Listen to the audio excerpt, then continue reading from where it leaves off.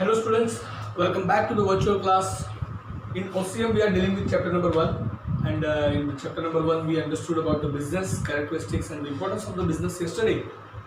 In today's session we are going to understand the objectives of the business, that what is a business and what are its objectives. આપણે business શું છે એ સમજી ગયા છીએ, એના characteristics શું છે એ સમજી ગયા છીએ, business કેવો હોય એ આપણે જાણી ગયા છીએ. આજે આપણે મિત્રો ખાસ સમજવાના છીએ કે બિઝનેસ જે છે બરાબર એમાં બિઝનેસમાં થોડા ઓબ્જેક્ટિવ્સ હોય છે. આપણે એક વસ્તુ જાણીએ છીએ કે business is an economic activity, that means આનો એક પ્રાઇમ ઓબ્જેક્ટિવ તો આપણો એક જ છે, two earn the profit. But besides earning the profit, what are the main objectives of the business? એ વસ્તુ સમજવી આપણા માટે ખૂબ જ જરૂરી છે, તો એ આપણે આજે સમજવાના છીએ. તો આજે આપણે સમજીશું objectives of the business. બિઝનેસના જે objectives છે એના બેઝિકલી ટુ પાર્ટ્સ છે. The first objective is the economic objective and the second is the social objective. બિઝનેસના જે objectives છે એને આપણે ટુ પાર્ટ્સમાં ડિવાઇડ કરીએ છીએ. Economic objective means the objectives with the monetary benefit, financial benefit. જે objectives આપણા મનીને related છે એને આપણે ઇકોનોમિક ઓબ્જેક્ટિવ તરીકે ઓળખવાના છીએ. ધેટ મીન્સ આપણે મની માટે જે કામ કરીએ છીએ તો એનો ઓબ્જેક્ટિવ શું છે એ આપણે પહેલા સમજશું. પછી આપણે સમજવાના છીએ કે સોશિયલ ઓબ્જેક્ટિવ્સ, કે ભાઈ સોશિયલી પણ બિઝનેસ થોડા રોલ્સ પ્લે કરે છે, તો સોશિયલ ઓબ્જેક્ટિવ્સ એ બિઝનેસના શું હોઈ શકે. બરાબર, તો મિત્રો સ્ટાર્ટ કરીએ આપણે economic ઓબ્જેક્ટિવ્સથી. Each and every business is having the first objective and that is the profit, right? What is profit? I'm not supposed to teach any of you. You all know it very well that what do you call the profit? તો profit જ્યારે આપણે સમજીએ છીએ તો કોઈ પણ business જ્યારે work કરે છે તેનો પ્રાઇમ ટાર્ગેટ હશે to earn the profit, right? Profit એ પહેલો ઓબ્જેક્ટિવ હોય છે, પ્રોફિટ હોવો જ જોઈએ, ઇટ ઇઝ નેસેસરી. અને એની માટે yesterday we discuss many things about the profit and all, right? In the characteristics also we understood that the first and the prime objective is the profit. The profit is basically the barometer of a business, whether you are doing well in the business, whether your business is successful or not. That can be said only from the profit you derive from your own business. તમે તમારા પ્રોફિટમાંથી, તમે તમારા બિઝનેસમાંથી કેટલો profit earn કરો છો એના આધારે તમે તમારા બિઝનેસનું સક્સેસ ફાઇન્ડ આઉટ કરી શકશો. તો કોઈ પણ એક બિઝનેસ યુનિટ છે એનો ફર્સ્ટ પ્રાઇમ ઓબ્જેક્ટિવ હશે ઇકોનોમિક ઓબ્જેક્ટિવમાં, that is the profit. Guys, after the profit, second objective is the maximization of wealth. Wealth એટલે શું? Wealth means everything that belongs to you which has some monetary value. એટલે એવી દરેક મિલકતો કે જે તમારી પાસે છે અને એનું નાણાંમાં મૂલ્ય માપી શકાય, which you can measure in the monetary value. These all things are known as the wealth. તો maximization of the wealth means to increase the wealth. Maximum possible હોય એટલી wealth create કરવી, right? એટલું તમારે ફંડ ક્રિએટ કરવું, એટલું તમે financial strong બનવું, એને આપણે maximization of the wealth કહીએ છીએ. Once you are having the profit, right, in any of the business, any business person never takes all the profit to home. દરેક માણસ જેટલો પ્રોફિટ થાય છે બધું ઘરમાં નથી લઈ જતો, રાઈટ? જે પ્રોફિટ હોય છે એમાંથી જેટલું પોર્શન એને પર્સનલ યુઝ માટે જોઈએ એટલું કાઢી લે, બાકીનો બિઝનેસમાં રીઇન્વેસ્ટ કરે છે. એટલે કે ફરીથી એ બિઝનેસની અંદર બધા જ જેટલા ફંડ એની પાસે એક્સ્ટ્રા હશે બિઝનેસમાં રીઇન્વેસ્ટ કરશે. એનાથી શું થશે કે પહેલાં જે પ્રોસેસ થતી હતી, પહેલાં એની પાસે 10,000 રૂપીસ હતા, સે ફોર એક્ઝામ્પલ 10,000 રૂપીસ એની પાસે હતા, out of 10,000 he earn the profit of 2,000, તો એની પાસે હવે કેટલા થયા? 12,000. 12,000 માંથી એને 1,000 રૂપિયાની પર્સનલ યુઝ માટે જરૂર હતી, સો હી ટુક આઉટ 1,000, તો હવે 11,000 એની પાસે રહ્યા ને, કારણ કે 1,000 નો profit plus 10,000. Now he is going to perform on the 11,000. તો નેક્સ્ટ ટાઈમ પાછો જ્યારે પ્રોફિટ થશે ત્યારે જો 20% બેઝિક કાઉન્ટ કરી લઈએ તો એ હવે 2,200 કમાશે. 2,200 માંથી ફરીથી 1,000 ડિડક્ટ કરશે તો 1,200 એની પાસે એડિશનલ પ્રોફિટ રહેશે. તો પહેલા જે અમાઉન્ટ 10,000 હતી એ 1,000 પ્રોફિટ એડ કર્યા પછી કેટલી બની? 11,000. ફરીથી 1,200 એડ કર્યા તો 12,200. That's how any financial value વધી ગઈ, right? So on the base of that only the maximization of the wealth principle works. કે એક માણસ શું કરશે કે પોતાના પ્રોફિટમાંથી જેટલું એક્સેસિવ ફંડ એની પાસે હશે, પોતાના પર્સનલ યુઝ સિવાયનું જેટલું ફંડ પડ્યું રહેશે એને બિઝનેસમાં રીઇન્વેસ્ટ કરશે, એનાથી મેક્સિમમ વેલ્થ ક્રિએટ કરશે કે જેથી એની ફાઇનાન્શિયલ વેલ્યુ ખૂબ જ સારી થાય, જેથી ફાઇનાન્શિયલી વધુ સ્ટ્રોંગ બને.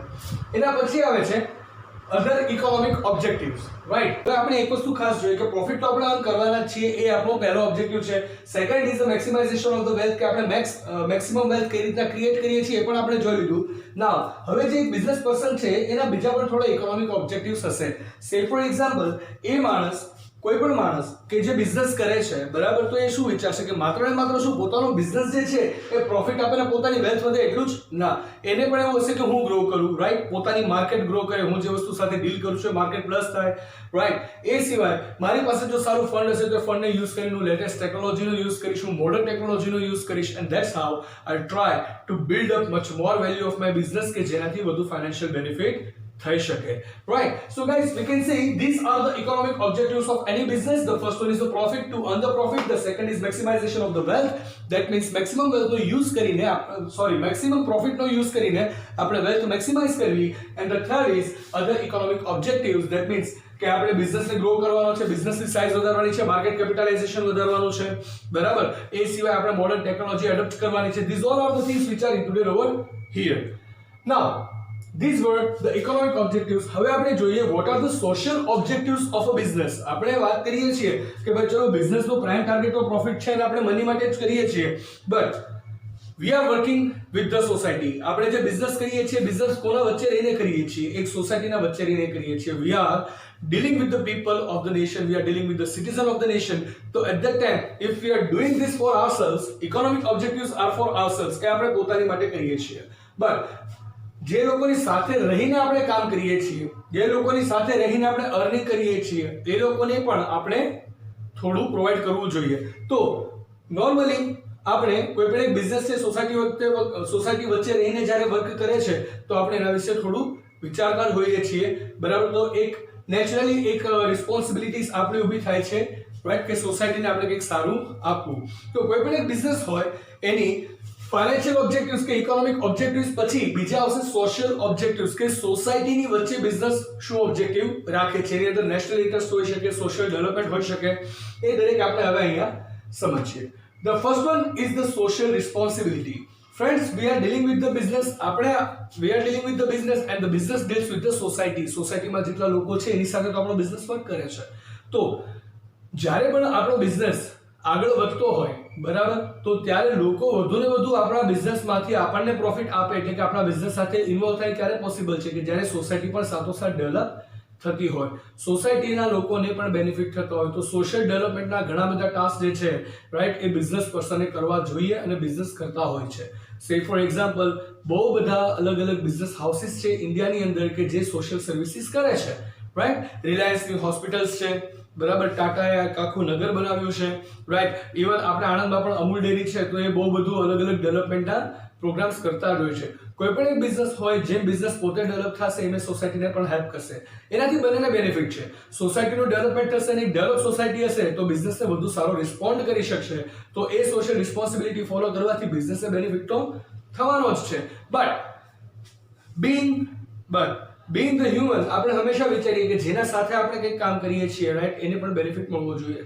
સો in such cases the first one is the social responsibility, કે જે આપણે ફોલો કરવાની છે, right. That's a first social objective, two follow all the social responsibilities, કે એક સોસાયટીની વચ્ચે રહીને આપણે કઈ રીતના રિસ્પોન્સિબલ પર્સન થઈને આપણા બિઝનેસનો બેનિફિટ લઈએ છીએ, તો કઈ રીતે આપણે સોસાયટીને પણ એમાંથી બેનિફિટ આપવું, રાઈટ. આપણે સોસાયટીને સારા ગુડ્સ આપીએ છીએ, આપણે સોસાયટીને સારી ક્વોલિટીની વસ્તુ આપીએ છીએ, આપણે સોસાયટીને લેટેસ્ટ જે ટેકનિક છે એના દ્વારા બનતી વસ્તુ આપીએ છીએ, જે બેસ્ટ અત્યારે પ્રોડક્ટ અવેલેબલ હોય, બેસ્ટ ઓપ્શન હોય, આપણે સોસાયટીને આપીએ છીએ. That's how we provide our own social responsibilities to them. Next is the employment opportunity. Friends, we are the business person. જ્યારે પણ આપણે આ ત્રણ ઇકોનોમિકલ ઓબ્જેક્ટિવને ક્રોસ કરીએ છીએ તો ધીરે ધીરે આપણે ગ્રો કરીએ છીએ. આ વસ્તુ મેં ગઈકાલે પણ તમને શીખવાડેલી હતી કે જેમ ધીરે ધીરે આપણે લોકો ગ્રો કરવાના છીએ, જેમ ગ્રો કરતા જશું, બરાબર, એ રીતના આપણા બિઝનેસની સાઇઝ પણ મોટી થતી રહેશે. અને જેમ આપણો બિઝનેસ વધારે ગ્રો થશે એમ આપણે વધુ લોકોને જરૂર પડશે, અને જેમ વધુ લોકોને જરૂર પડશે આપણે લોકોને એમ્પ્લોય કરશું. અને એમ્પ્લોયમેન્ટ જ્યારે તમે આપો છો then it is at first the betterment of the society only, કારણ કે સોસાયટીની અંદર જે અનએમ્પ્લોયડ પીપલ છે એ લોકોને વર્ક મળશે, રાઈટ. તો to provide the employment opportunity to the people in the society, right, is going to be the second objective, કે જેનાથી બિઝનેસને બેનિફિટ થાય છે કારણ કે બિઝનેસ ગ્રો થાય છે તો વર્કર્સ મળે છે, સોસાયટીને બેનિફિટ થાય છે કારણ કે સોસાયટીની અંદર પોવર્ટી ઓછી થાય છે, બટ મેઇન બેનિફિટ થાય છે નેશનને, કે નેશનની અંદર અનએમ્પ્લોયમેન્ટ જેવો જે એક મોટો ક્વેશ્ચન છે તો એ ક્વેશ્ચનની સામે એક બિઝનેસ ફાઇટ કરવામાં ખૂબ જ હેલ્પ કરે છે, રાઈટ. અને આવી રીતના દરેક અલગ અલગ બિઝનેસ યુનિટ નેશનલ પ્રોબ્લેમને સોલ્વ કરવા માટે હેલ્પફુલ થતા હોય છે. right? So after the employment opportunity, the third one is the quality goods and services.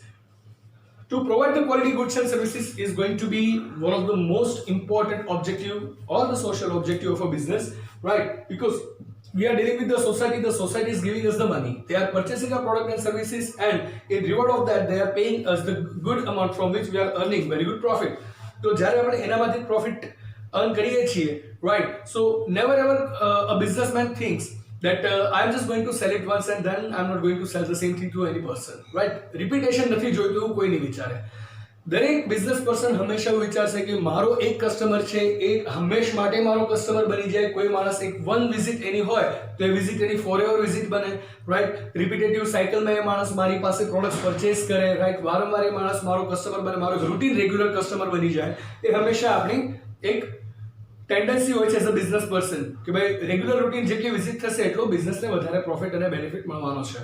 તો ઓવર હિયર જ્યારે આપણે એ વિચારીએ છીએ તો ત્યારે એ માણસને આપણે હંમેશા આપણા સુધી જ ખેંચવો હોય તો એની માટે ક્વોલિટી ગુડ્સ એન્ડ સર્વિસીસ એને પ્રોવાઈડ કરવા ખૂબ જ જરૂરી છે. જેટલી સારી સર્વિસીસ તમે એને આપો છો, જેટલા સારા ક્વોલિટીના ગુડ્સ તમે એને આપો છો, રાઈટ, એટલું એ માણસ તમારો રૂટીન કસ્ટમર બનશે. તો એ છે એક ત્રીજો સોશિયલ ઓબ્જેક્ટિવ કે સોસાયટીની અંદર એક એવી ઇમેજ ઊભી થાય કે અહીંયા સારી વસ્તુ જ મળે છે, સારી સર્વિસ મળે છે અને લોકો તમારા કસ્ટમર બને. હવે એની સાથે આપણે થોડી માનવતાની વાત કરી લઈએ, બરાબર? તો જે વ્યક્તિ પાસેથી આપણે પ્રોફિટ અર્ન કરીએ છીએ, બરાબર, જેની માટે આપણે પૈસા લઈએ છીએ, તો એથિકલી આપણે જે ફંડ લીધું છે, આપણે જે મની લીધું છે, તો એની સામે એટલી ક્વોલિટી પ્રોવાઈડ કરવી, એટલી સારી વસ્તુ પ્રોવાઈડ કરવી, બરાબર, એ આપણું એક એથિકલ વાત આવી જાય છે. આપણે એથિક્સના બેઝ ઉપર આપણે એવું કરવું જોઈએ, રાઈટ? તો that is going to be the third social objective. Now the fourth one is to adopt the fair trade practice. Fair trade practice means what? ગ્રાહકોની સાથે છેતરપિંડી ના કરવી, not to cheat any of the consumer. That is called the fair trade practice, right? કે trade જે છે એક ફેર ચાલે, એકદમ સરસ રીતે ચાલે, સારો ચાલે, બરાબર, અને સાચો ચાલે. નહીં કે you won't betray anybody, right? You won't cheat anybody, right? You will never ever charge extra money for the least quality. કે ભાઈ સાવ બકવાસ ક્વોલિટી માટે તમે ખૂબ જ બધું મની તમે હાયર કરી લો છો, રાઈટ? તમે એવું કહેશો કે ના ભાઈ આની કોસ્ટ આટલી બધી થશે, રાઈટ? અને એની સામે ક્વોલિટીમાં કશું જ ના હોય, right? Never ever do that, right? અને એ સોશિયલ રિસ્પોન્સિબિલિટી આપણી ચોથી બને છે કે આપણે એક એવી ટ્રેડ પ્રેક્ટિસ લઈએ કે જેમાં આપણને આપણી સર્વિસ કે ગુડ્સના જો આપણે એવું એક્સપેક્ટ કરતા હોઈએ કે આપણે જે ગુડ્સને સર્વિસ આપીએ છીએ, બરાબર, એનું કમ્પ્લીટ ફંડ આપણને મળી જાય, રાઈટ? એનું પ્રોપર રિફંડ આપણને મળે, બરાબર, એનું રિવોર્ડ આપણને સારું એવું મળે. So at that time it becomes our moral duty કે જ્યારે પણ કોઈ પર્સન આપણને કોઈ ફંડ પે કરે છે તો એના બદલામાં એને પ્રોપર અને એક સારું એવું ગુડ્સ અને સર્વિસીસ આપણે પ્રોવાઈડ કરીએ, એટલી સારી ક્વોલિટી પ્રોવાઈડ કરીએ. અને જ્યારે તમે જે ફંડ લો છો, તમે જે મની લો છો અને એની સામે એનું જ વળતર એટલું જ સારું ચૂકવો છો, at that time it is said that it's a fair trade. તો આવી ફેર ટ્રેડ પ્રેક્ટિસ હંમેશા એડોપ્ટ કરવી એ એક બિઝનેસમેનનો ઓબ્જેક્ટિવ હોય છે, રાઈટ? સોશિયલ ઓબ્જેક્ટિવ્સમાં. And now here we come to the last topic of this and that is the other objective. આ જે આપણે સોશિયલ ઓબ્જેક્ટિવ્સ જોયા છે એની સિવાયના પણ થોડા એવા ઓબ્જેક્ટિવ્સ છે કે જેની ઉપર આપણે ધ્યાન રાખવું પડે.